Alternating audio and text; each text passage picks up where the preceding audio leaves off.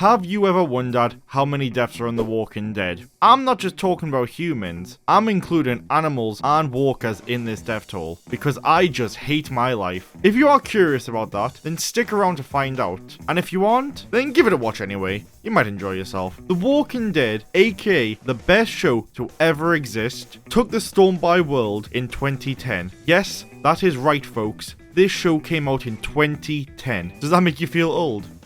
Does it? It had incredible characters, a story that had multiple layers, and was heading in a clear direction until season 7. But we won't talk about that just yet. Right now, I'm focusing on the first season of the show. More importantly, the deaths. If you aren't familiar with this show, then don't you worry, because I'll be giving you a recap as we go. But I will tell you a little secret. The Walking Dead has a lot to do with the dead. From the deaths of your favourite characters, to your favourite squirrels, and of course, the walkers. And I will be counting them all. I will be tallying up every single death that occurs, even them miscellaneous bodies in the background. I'm counting them. And if this video gets any attention, then I'll do a season 2. And I'll let you decide if I do the TV version or the extended Blu-ray version. This series that I'm doing is inspired by a small channel I found on the internet called Dead Meat, who gave the world permission to take this idea. Here's a question from Natalia Rose. Would I ever give my blessing for others to do a similar video format, like kill counts for other genres? Yeah, absolutely. Of course, I have no exclusive right to the concept of kill counts. Plenty of people were doing kill counts long before I ever got on YouTube. Before we get into this recap death toll, let me know what your death prediction is for The Walking Dead Season 1 down in the comments below. And at the end of the video, we can see if you're right or not. Now I've got out that way. Now I've got now I've got that. Now I have got that. Or now I have got. I'll just roll the intro.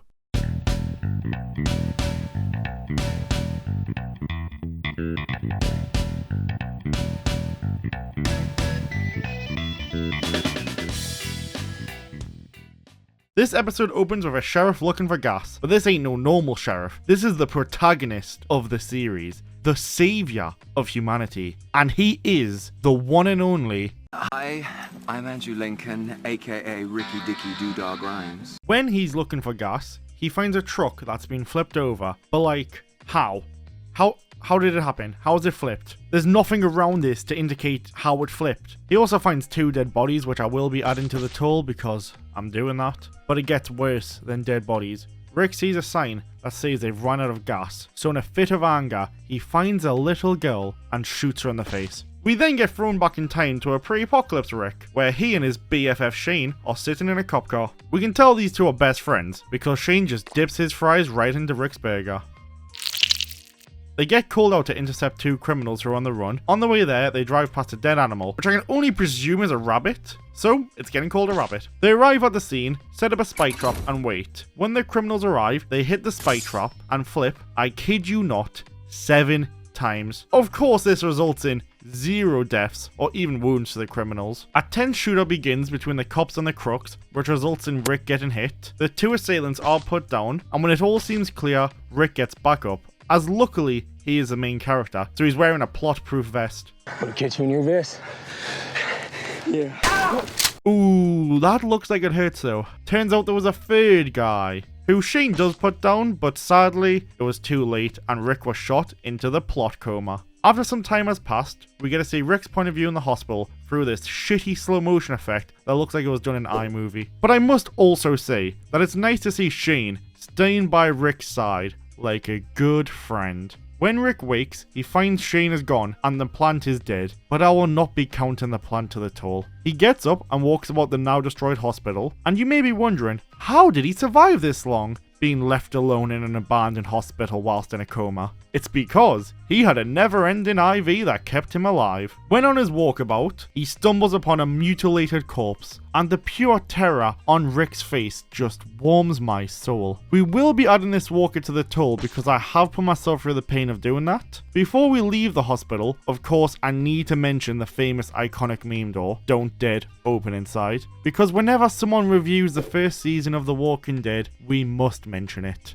Outside the hospital, Rick stumbles upon a gravesite, and this is when I regret adding bodies to the death toll. Ah, for fuck's sake. Okay, I count 1, 2, 33, 34, 36, 37, 38, 81, 82, 83, 84, 145, 146, 147, 148, 191, 192, 193, 194, 226, 227, and finally 228.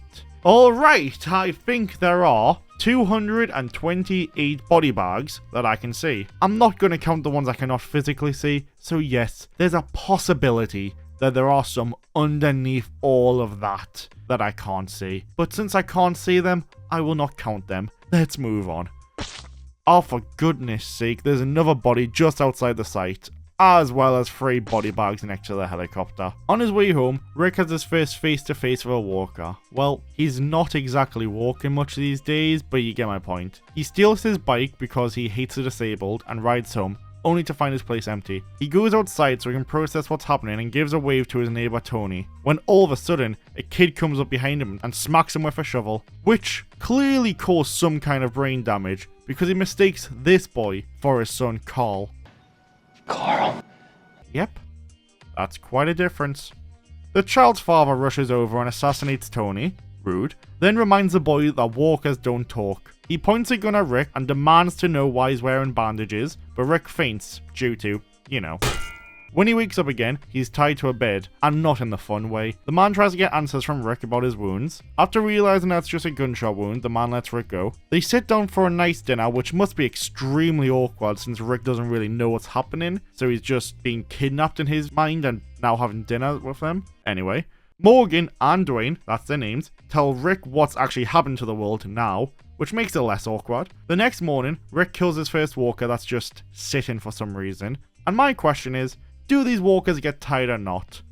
Rick once again searches his house, believing that his family are still alive, an idea which Morgan doubts, but he does have some hope, saying that he did hear about a refugee center in Atlanta. So with that information, Rick leads them to the police station where they can shower and arm themselves to the teeth. Well, Rick can. Morgan just gets a rifle. They go their separate ways after Rick gives Morgan a radio so they can keep in contact, something which I'm sure they will do a lot. But before they leave, Rick shoots his deputy that's been walkified. I will count this death twice, because we did meet Leon Bassett, that's the guy's name, before he was walkified. See? He's right there.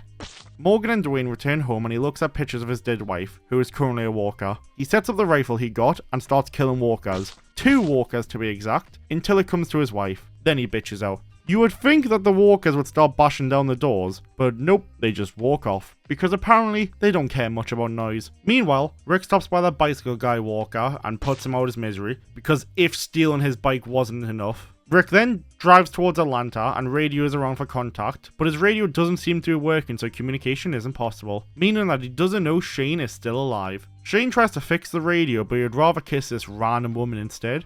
Rick runs out of gas and grabs a picture of his wife, who, funny enough, looks very similar to the woman Shane was kissing. Oh. He finds a house with 2 dead people inside. When leaving, he sees a convenience, so he rides it to Atlanta. When traversing the city, Rick stumbles upon a few walkers and a dead soldier. A helicopter flies over him, so he follows it until he accidentally guides the horse into the first walker horde of the show. The walkers start jogging after him. That's right, the walkers jog after him. They of course catch up to him because these walkers are faster than a horse. He gets thrown off said horse and the walkers start tearing into it. Rick gets trapped underneath the tank, so he proceeds to kill 5 walkers. I should mention that this scene annoys me a lot. 6 walkers fall here, but Rick only fires 5 times. I will play the whole scene out so you can see what I'm talking about.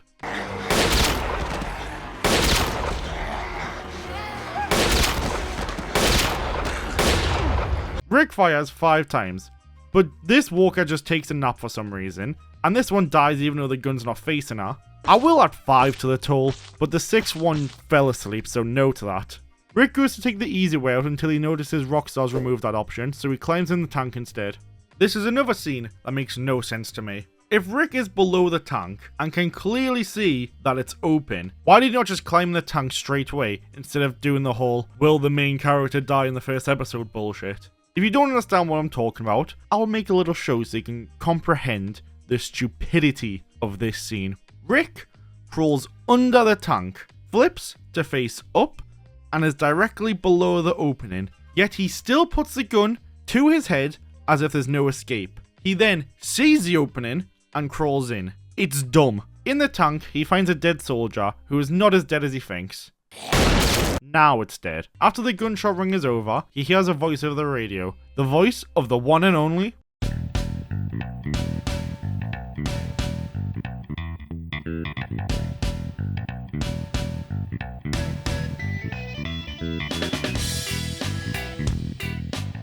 We start this episode with Laurie, aka Rick's wife, aka the worst character on the entire show. She tells the camp guard Dale that she's heading out for some shrooms because she's here for a good time, not a long time. When out gathering, she hears a noise creeping up on her, but don't get your hopes up because it's just Shane, who thinks it's a good idea to sneak up behind someone and surprise them at a time when, everyone's living on constant fear of dying. They go to do the nasty, but they take a brief moment to think about Rick and how this is unfair to his memory. But no girl can risk the Shane and Nata 2000 and his tongue-licking ability. Rick is also getting hot and sweaty in a box. The mysterious voice on the radio is giving him instructions on how to get out the tank alive. Their brilliant idea is to run, because apparently there's one geek still up in the tank, but the others have climbed down and joined the feeding frenzy where the horse went down. So I guess that previous shot outside the tank was just a lie. Hey, what's your name? Have you been listening? You're running out of time. What a strange name. Rick grabs a shovel and makes a run for it, smacking a walker in the face, but he didn't kill it. We get a siege in the background later. Rick jumps off the tank. Yep, he jumps off the tank and starts to run. He shoots multiple walkers here, but I will only be counting headshots as deaths, which means we have 6 confirmed walker deaths, even though Rick did fire 14 times. Speaking of which, Rick said he had 15 rounds left, but ran out of bullets after only firing 14 shots. I got a Beretta with 1 clip, 15 rounds. Audience at home, let's count together.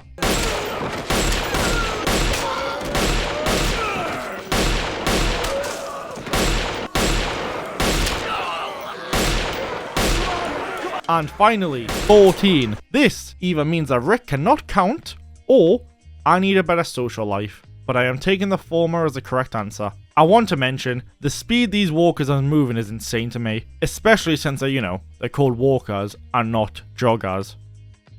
He climbs a ladder, and when he reaches the top, he formally introduces himself to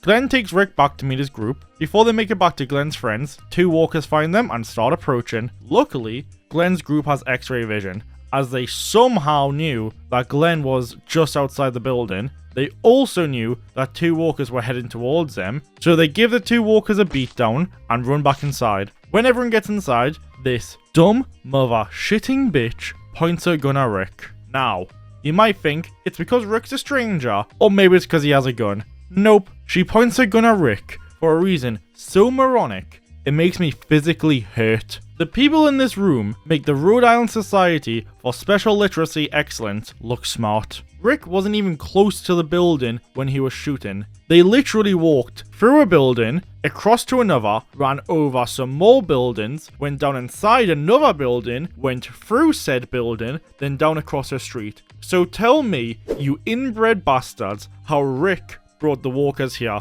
If anything, he took them away from the building. And her logic is someone shot near us which put us in danger. Let me shoot inside the building to make it better. And on top of that, they have someone who is shooting on their roof, thus bringing walkers closer to them. Moral of the story, these fuckwits have the brain capacity of a goldfish. And that's me being mean to a goldfish. Now I've got that off my chest, let me introduce these basts. We have Morales, Jackie, Theodore Douglas, also known as T-Dog, Glenn, which you already know, and last and least, Andrea.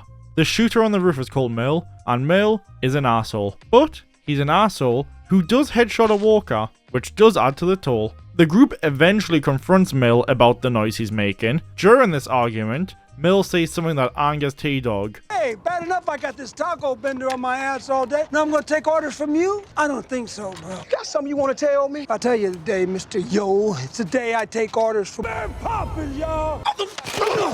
Hey, come on. A fight breaks out and Rick comes to save the day. Why did he fall like that after one hit? Bro got punched so hard his feet came off the ground. Rick gets back up and takes down Merle, handcuffing him and showing him what he learned from Morgan. Who the hell are are you, man? Officer friendly, nigga.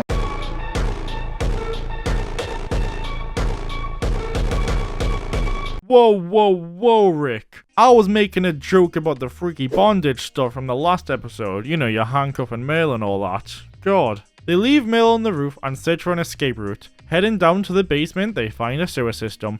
Glenn forms a plan, making Rick and Andrea stand guard, whilst he and Morales go into the sewer and search for an exit. And Jackie's job is... I guess she's moral support. After some walking, they reach the end of the sewer, where we get to see a walker munching on a rat. Knowing they can't go that way, they turn back to warn the others. Meanwhile, at the store, the walkers break through the first glass door using a rock, which is so stupid since there's no correct justification in the Walking Dead canon that makes this make sense. Walkers don't use tools. There's nothing anyone can say to convince me otherwise. They go to the roof to find another way out when they come across a van. They're drawn by sound, right? Right, like dogs. They hear sound, they come. Well, actually, this isn't true, as we can tell from the first episode. Morgan shot multiple times, but them walkers didn't care. Rick comes up with an idea to cover themselves in walker guts to hide their scent, which obviously works, but like, come on. Just off the top of my head, I can come up with a better idea that they should try first. Go out the fucking back door. You can easily go out the back into another building and escape the city. Remember, Rick came into the city on horse, and he only saw a few walkers until the horde. Rick searches one of the dead walkers outside and finds his wallet. Wayne Dunlap, Georgia license. He had $28 in his pocket when he died, and a picture of a pretty girl. If I ever find my family, I'm gonna tell them about Wayne. Okay, explain to me, Rick. How would that conversation go? Hi, I'm so happy I found you. Now let me tell you about a walker I gutted and smeared all over myself. His name was Wayne Dunlop. He had $28 on him. He was a bit of a broke bitch, but he also had a picture of a girl on him. She was way hotter than you. I'm so happy I found you so I could tell you this story. Hey, quick question. Why does your breath smell like Shane Spunk? I'm such a idiot. I just had another idea which would be better than this as well. How about, before you cover yourself in guts, you wear them padded suits, then cover that in guts? You know, as some protection? No? Okay. Rick gives Mills handcuffed key to T-Dog, then they head out. Them being Glenn and Rick, not him and T-Dog. The plan worked, like I said, obviously. And it was working quite smoothly until it started to rain. The rain starts to wash the smell away, which means the plan is now officially tits up. This also means this is where the deaths start rising. Rick and Glenn get a combined total of 7 kills here and 1 hit marker, but this scene doesn't make sense. Like, what the f does Rick swing at here, and why does it have a hit sound effect? I've watched this single clip so many times and I still can't figure it out. They hop over the fence, which is quite smart considering walkers can't climb, of course. So when the walkers that don't actually walk catch up to them, they also start climbing. Of course, because it's foolish for me to think that something called a walker should walk. Rick starts shooting at the dead, confirming an extra 3 kills. I mean, he did fire 10 times though, which might confuse some of you, but I double, tripled, and quadruple checked. I could only see 3 walkers drop here, so either Rick missed 7 shots or hit marked them, but I cannot find any bullet impacts on the walkers besides the 3 killed. Rick and Glenn hop in the van, which just so happens to have the keys nearby, and they drive off, leaving the rest of the group to die. Yeah, I'm just joshing you. They do drive off, but just to get another car for Glenn to distract the walkers. Everyone gets ready to get picked up. Well, everybody but Merle, who is still handcuffed. T-Dog does go and free Merle, but he slips and drops the key. So instead of trying to help Merle in another way, he says, "My job here is done," and leaves Merle to die. Everyone else gets in a truck and rides back home to meet the rest of the group.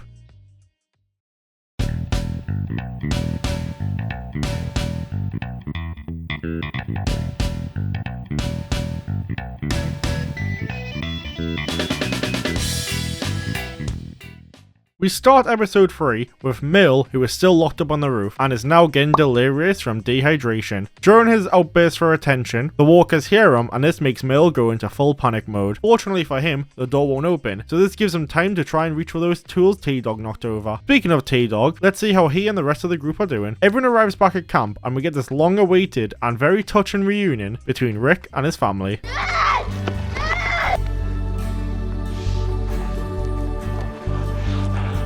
Wayne Dunlap, Later that night, Laurie gives Rick his wedding ring back, and then they do some long-awaited nastying. Well, Laurie didn't wait all that long, but we won't talk about that. Also, am I the only one to find it extremely weird that they're doing the nasty right next to Carl, their 10-year-old son? I know Laurie said, He won't wake up. but how would she know that Carl won't wake up to her bonking? Unless she's done it with Shane in front of him, which is even more strange. Speaking of Shane, I'm sure he's extremely happy that his best friend's back. Ooh, never mind. That ominous shot says differently. In the morning, Rick asks permission from Laurie if he can go back for Merle, as he feels guilty for leaving him handcuffed to the roof. Well, I think it's crazy.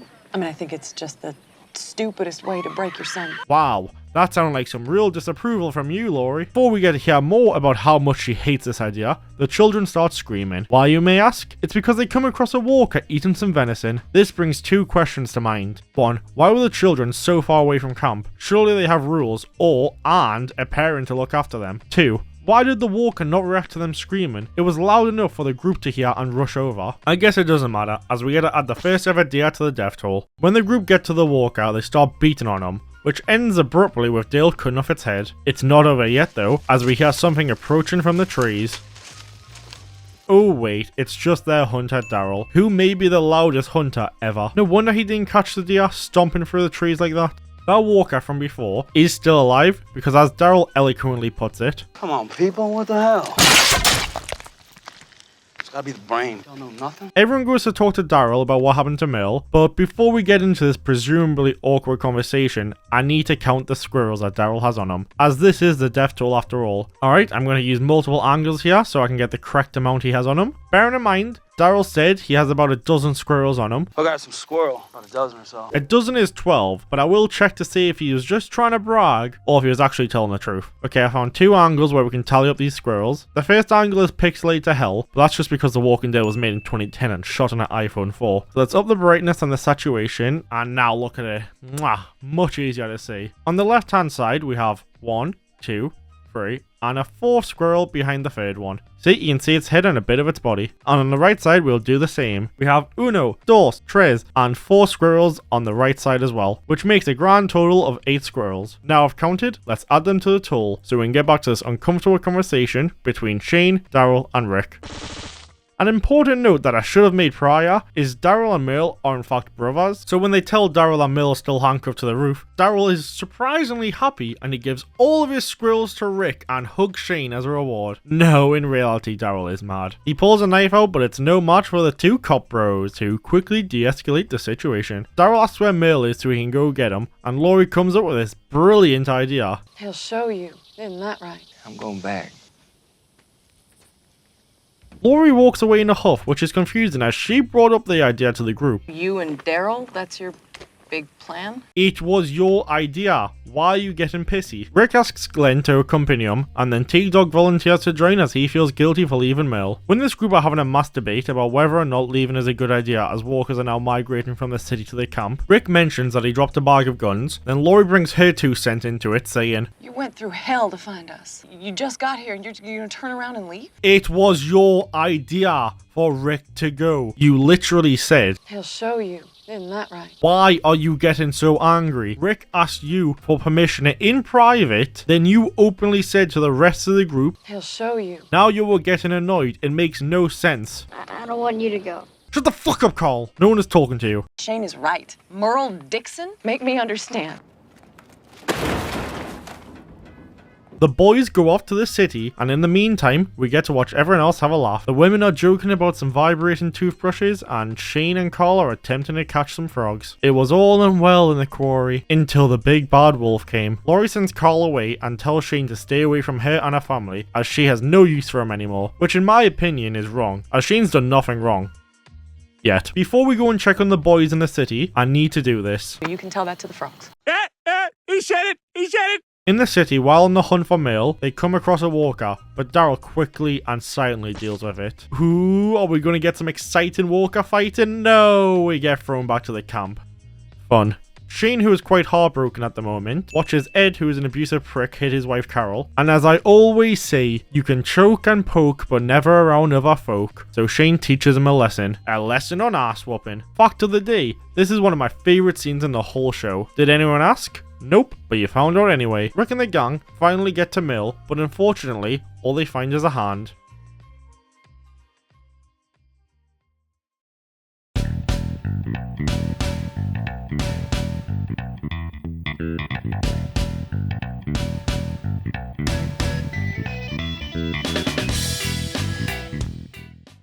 The opening is very skippable. It's Andrew and his sister Amy fishing and talking about memories of their dad, but since this never amounts to anything, I'm just gonna move on. Daryl is upset about Merle being missing, so he takes his hand. Yeah, I've got to hand it to Daryl. That's a very strange thing to do, because I have no idea why he's taking it with him. Maybe it's so he can show Merle what an idiot he is. If Merle really wanted to cut something off, then he should have cut right here or here, depending on his thumb. I should know. I've been handcuffed many times. They follow the blood trail to find Merle, but instead find a walker. Actually, they find a few walkers, however these ones have already been dealt with. Nonetheless, they are still dead, so they are still counted. Speaking of counting, Amy and Andrew have came back from fishing, and with a meaty prize, or a fishy prize. And I might have to accept defeat here, as I'm struggling to count all the fish. Using these 3 frames, as they're the most clear, I can count 19. I've made sure not to double count, but I don't know how many fish are in the center, so I can only count what I can see. So let's give it a 19 and then switch to the next scene because I'm not happy about it. Still following the blood, the boys find the place where Merle cauterized his own wound, and I've got to hand it to Merle. That's pretty badass. Yes, I've used this hand joke already, but I got nothing. I just wanted to make another missing limb joke. They now know he's in a vulnerable state due to the amount of blood he's lost. Back at camp, tensions are rising due to this guy Jim, who's been digging for unknown reasons, so Shane asks him to take a break. Then Jim comes out with this. If I don't, then what? Then you're gonna beat my face in like Ed Peltier, aren't you? Y'all seen his face, huh? What's left of it? See, now that's what happens when someone crosses you. You weren't there. Ed was out of control. He was hurting his wife. That is their marriage. That is not his. What the fuck? He was beating his wife. That ain't a marriage, that's an arena. Damn. Even they had refs. Jim swings at Shane, but he gets put down pretty fast and tied to a tree. Glenn forms a plan to get the guns back, as this will make searching for Merle a lot safer. When executing the plan, Daryl gets jumped by a gang. While they're kicking the shit out of Daryl, Glenn comes back with the guns, so the gang kidnap Glenn and drive away, leaving the guns behind. They also bitch smack this walker, giving Ed a run for his money, but the walker isn't dead as seen in this next scene. This mysterious gang left a friend behind, so now the boys have a bargaining chip. I love how aggressive and rednecky Daryl is in season 1. He obviously grows as a character and starts grunting a lot more in the later seasons, but this is a Daryl I like. And when I say grunting a lot more, I'm not kidding. Norman Reedus might generally have more speaking lines in this episode than the last than he does from season 2 to season 8. Daryl uses Merle's hand to scare the gang member, boy, into telling them where they took Glenn. The kid folds, bringing them to the hideout. They load up in case there's a shootout, and Daryl is seriously using his crossbow. Why not take an actual gun that can fire more than one thing at a time? A confrontation begins between the two groups as Rick offers a swap but gets rejected. The Vatos, which is the name of the gang, want all the guns Rick has, so they head back to form a new plan. The new plan is to go in guns blazing, killing them all, and people said Rick was soft in the earlier seasons. They head back to the Vados gang and walk straight into their home, which is the dumbest shit ever. If your plan is to fight for Glenn back, then you are willingly walking into their home to get surrounded by the enemy, then you are a dumbass. On the bright side, Daryl is using a real gun this time. Things escalate quickly and a shootout is about to begin until this sexy bitch walks in and calms everyone down. She seduces Rick and starts taking him back to her room when he spots Glenn. What the hell is this? Asthma attack. Couldn't get his breath all of a sudden. I can't blame him. He must have seen this fine thing. Okay, I'm done with this joke. After realizing the Vados gang are just dumbasses who protect gilfs, Rick gives them half the guns and then leaves to go home. Remember the guy they originally came to the city for? You know, the one who's missing a hand? Yeah, they aren't looking for him anymore. They head back to the van, but find him missing, which brings the group to this conclusion. Where the hell's our van? We left it right there. Who would take it? Merle. He's gonna be taking some vengeance back to camp. Ooh, I can't wait to see Merle again, confronting everyone at camp who left him for dead. I'm glad we don't have to wait 2 seasons or 18 episodes until we see him again. It's Amy's birthday tomorrow. Don't care. Everyone sits down to enjoy a fishy feast that Andrew and Amy made, and the boys start a long run back to camp. Ed, however, is in his tent sulking when he gets a visit from a walker. A couple of walkers, actually, that have themselves a little feast. I guess you could say them walkers had an edible. Thank you, I'm here all day. Amy is also having a massive problem. Brought a toilet paper? Nope, that's the wrong scene. This is what I'm talking about. Everything kicks off. Shane shoots 4 walkers, but none of them are headshots, so the tally has not yet begun. And trust me, I have watched this fight multiple times in 0.25 times speed, just so I can count everything that dies, including background characters. My rule for this little section is if a walker is hit from the nips up, and then they fall to the ground, then they are dead. This is just because some walkers are hit in the shoulders and they fall to the ground and die, so I'm just trying to be consistent, unlike the show. This includes when unnamed characters are bit, since we don't see them again, and we know once they're bit, they're dead. If you're unhappy about the way this is done, let me know. I'm always interested to know a better way to tally things up. Anyway, let's start the tally. Jim beats this walker to death. This survivor, gets bitten from both angles. Morales bats a walker. Amy is still getting bit, but since she's a named character, she's not getting added to the toll just yet. Not until she's actually dead. Andrea comes to help Amy with the goofiest run ever. Luckily, Jim is there to actually help. Shane puts down this blue shirt walker in the background. Amy is still alive, which honestly is just impressive at this point. Screaming Extra gets tackled to the ground and put in a chokehold. I'm assuming she either gets bit or choked out by a walker. Either way, she's dead. Morales puts another one down, and another one again. Damn. Morales with a wooden bat is far superior at killing walkers than Vatos were with a metal one. Shane blows the arm off this walker, but in the next scene we see that the armor has grown the arm back, so I have no idea what's happening now. Morales kills another walker, and another, and another. Gosh, at this rate, they should just release Morales on them. He'd be done within the hour. There are 4 bodies behind Morales, but no clue if they are human or walker. I think it's 3 walkers and 1 human, basing it off how rotten their faces look, but I can't really tell, but I'm going with that. The boys arrive back with the guns, bodying the first walker they see. I'm not sure if they know it's meant to be a headshot or not. Daryl did tell them, but that was an episode ago, so they might have forgot. Saying that, they do wipe out every walker here rather quickly. Let me play this scene out and just cut between the deaths. Last death of the episode, Amy, who somehow has held out this long, so I'll give credit where credit's due. I remember my dream now, why I dug the holes. We're just not going to expand on that. Jim literally just admitted to being a psychic. And after watching Tales of the Walking Dead, I believe him.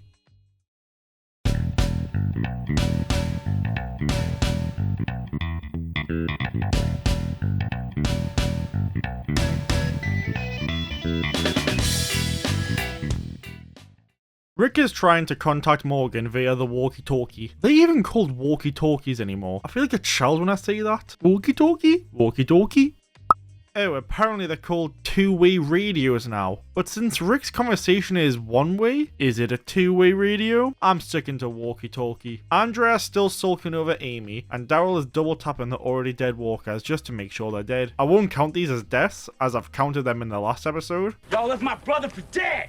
Hey, you also left him for dead. It's revealed that Jim is bit, so now the group need to discuss what actions they're going to take next. Daryl recommends putting a pickaxe through his head, and the heart and moral compass of the group Dale suggests, I hate to say it, I never thought I would, but maybe Daryl's right. Well, slap my ass and call me Susan, I did not expect that. Rick recommends going to the CDC. Shane, however, wants to go to Fort Benning. Daryl gets tired of waiting around, so he goes to kill Jim, but Rick stops him. Meanwhile, Dale goes to drop some cool riz onto Andrea, as there's nothing that turns Dale on more than a grieving woman covered in blood. I'm going to hell for saying that. While Daryl is double tapping the dead, Carol comes along and wants to tap Ed one last time. Tap as in finish him off. As in putting a pickaxe through his head. God, get your head out the gutter. She takes the pickaxe and puts it through Ed's skull, and again, one more time for good luck. Andrea has Amy resurrecting as a walker, so she puts her head right next to her mouth. That's smart. I do find it quite calming. Maybe calming's the wrong word, maybe spiritual, or maybe just a deep connection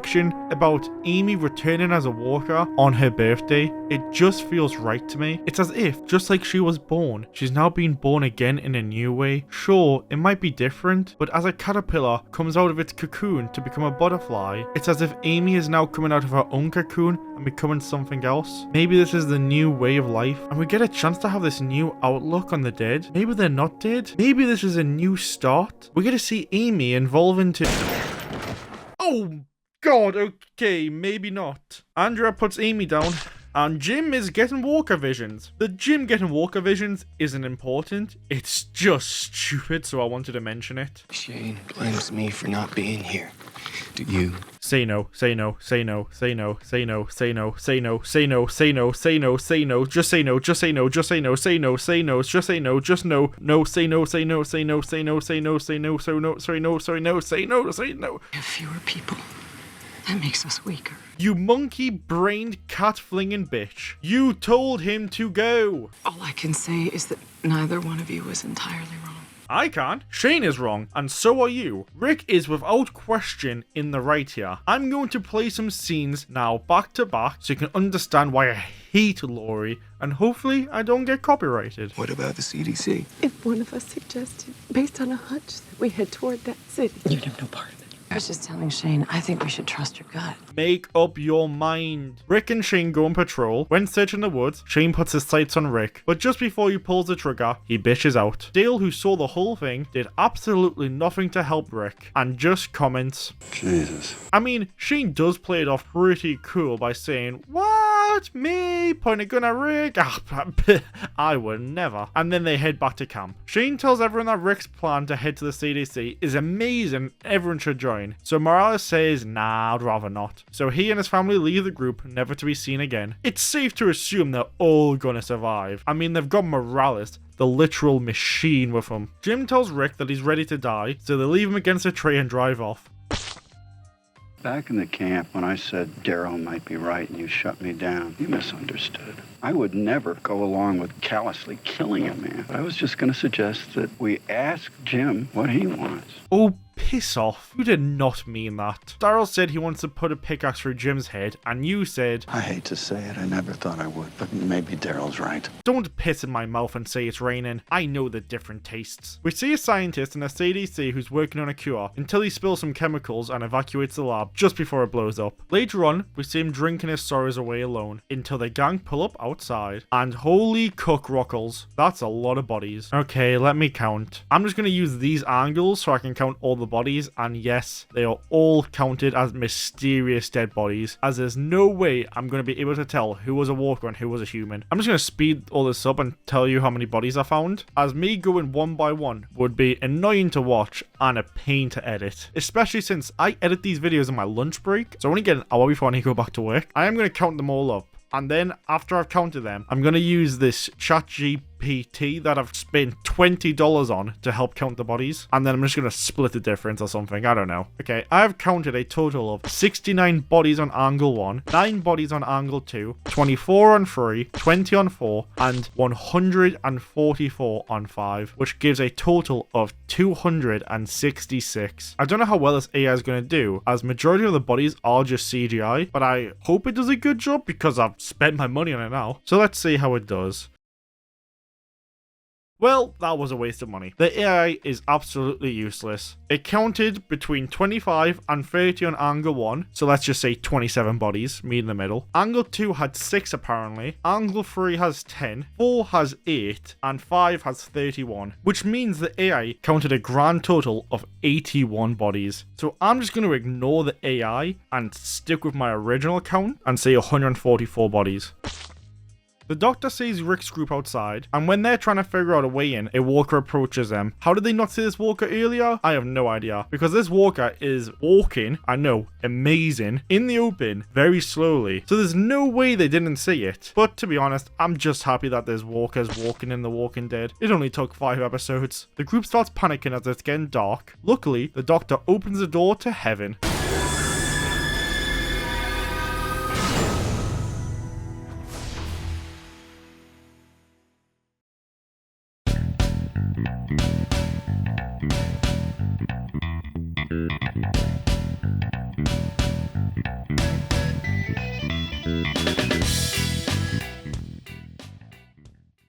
Episode 6 opens in a flashback with Shane running in a hospital. He goes to grab a trolley and witnesses the military executing 6 people, but karma comes along in the shape of walkers and they all get taken out. Now, I must confess, we do not see all the soldiers die. However, they are still getting added to the death toll because they aren't main characters, and I can't see a way out of this without plot armor.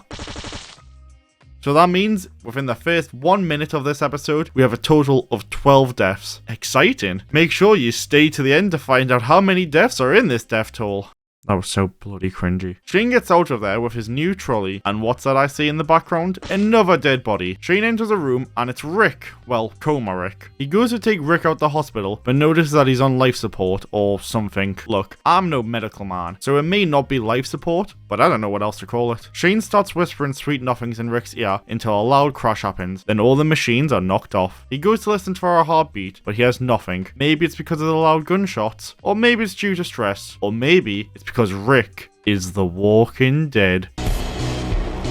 Me? You mean me?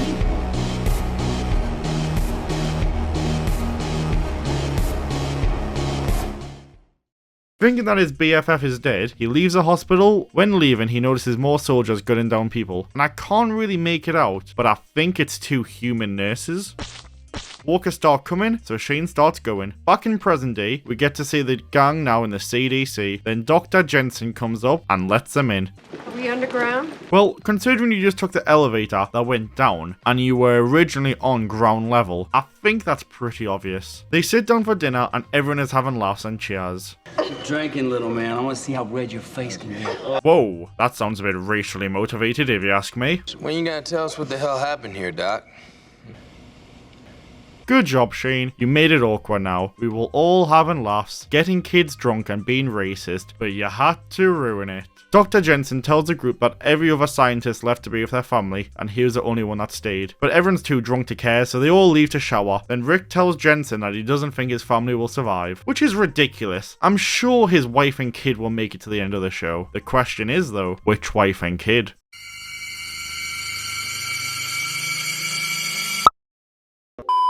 Meanwhile, when this is going on, Shane goes to speak to Laurie about his feelings. However, he is drunk and he touches her in the no-no area. And this is when I stopped liking Shane as a person. Sleeping with his best friend's wife is perfectly fine in my mind because he thought Rick was dead, but this is too far. Don't get me wrong, Shane is still a great character, but him as a person isn't. It doesn't matter if he's drunk or not.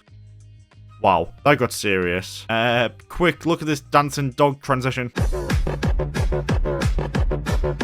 In the morning, they all sit down for breakfast. Doctor, I don't mean to slam you with questions first thing. We didn't come here for the eggs. Then spit them the fuck out then. Dr. Jenner takes the gang to the lab and shows them some science stuff. Give me playback of TS-19. Playback of TS-19. He said it! He said it! This experiment, or whatever you call it, shows what happens to the brain when it becomes a walker. It restarts the brain? No, just the brain stem. Basically, it gets them up and moving. But they're not alive. You tell me. This is also why I consider walkers alive. They just aren't human anymore, so they don't feel pain like we do, or have memories, but just pure hunger. What's happening to me today? I am spewing so much shit about this episode. TS-19 gets a bullet to her head. Actually, I forgot to count this as a death, so I'm adding 2 deaths here. One for the human version, and the other for the walker. Jill asks Jenna what happens when this clock hits 0, and he tells them that the building blows up. They all start panicking and go to leave, but Jenna locks them in. Now, this is the funny part. This is the CDC, the Centers of Disease Control. They have just locked their blast shield doors that can prevent attacks of all kind. So what do the gang do? Smash a whiskey bottle against it and hit it with an axe. I know they're desperate and all, but come to fuck. Shane goes to kill Jenna, which is stupid in itself, killing the only man who knows how to open the door. But what's even more stupid is destroying these computers, as he doesn't know what these computers do. What would happen if the computers he shot were the only ones that could open the door? They would be dead. Rick takes Shane down, and you know what this means? 1-0 to Rick. F you, Shane. They convince Jenna to open the door, and everyone leaves. Well, everyone except Jenna, Jackie, and Andrea. Woo! Let's celebrate. I'll drink to that. Bye-bye, Andrea. Good riddance in my book. Jenna gives Rick a little ear nibble as a goodbye. Oh no. Dale, don't do it. Don't try and convince her to live. This show is about to be way more enjoyable. The upstairs glass won't break, so Carol brings out a grenade. Now, I know she got this from Rick, who got this from the tank in the second episode, but why did she keep it on her? And why did she keep it a secret? Like, she took a real grenade, put it in her handbag, and never told anyone. I understand why Carol in the later seasons would do this, but Carol in this season makes no sense. Anyway, they blow their way out and start popping heads.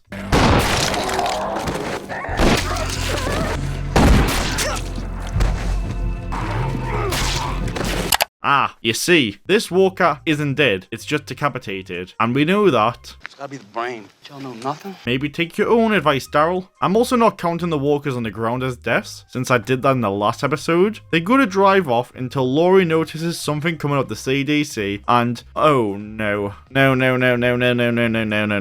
Please don't let it be true. Why, Dale? You should have left her in. Well, unlucky, Jackie. No one gives a fuck about you. Better luck next time.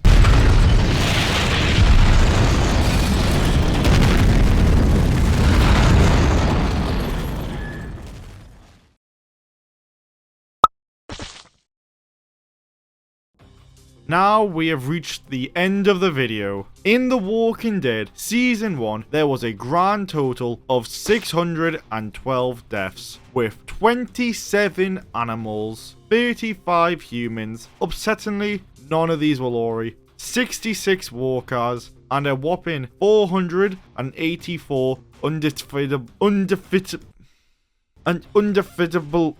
You know what? Screw this.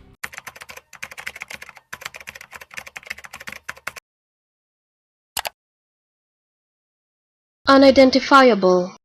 And a whopping 484 unidentifiable bodies. Wow, I must say, I enjoyed doing this, but by golly, counting them unidentifiable bodies nearly drove me mad. Most of the deaths took place in episode 5, titled Wildfire, which had 269, just beating the first episode that had 256, whereas the least amount of deaths were in episode 3, titled Tell It to the Frogs, which only had 11 deaths, and 8 of those were squirrels. If you are wanting me to do season 2, then just tell me and I'll do it, and you can let me know if you want me to do the TV aired version or the extended Blu-ray copy. My next death toll is going to be out on Wednesday, and if you are curious to what that is going to be, then feel free to watch the trailer that I've made at the end of this video, and that's it. I've got nothing more to say, so... In case I don't see ya. Good afternoon, good evening, and good night.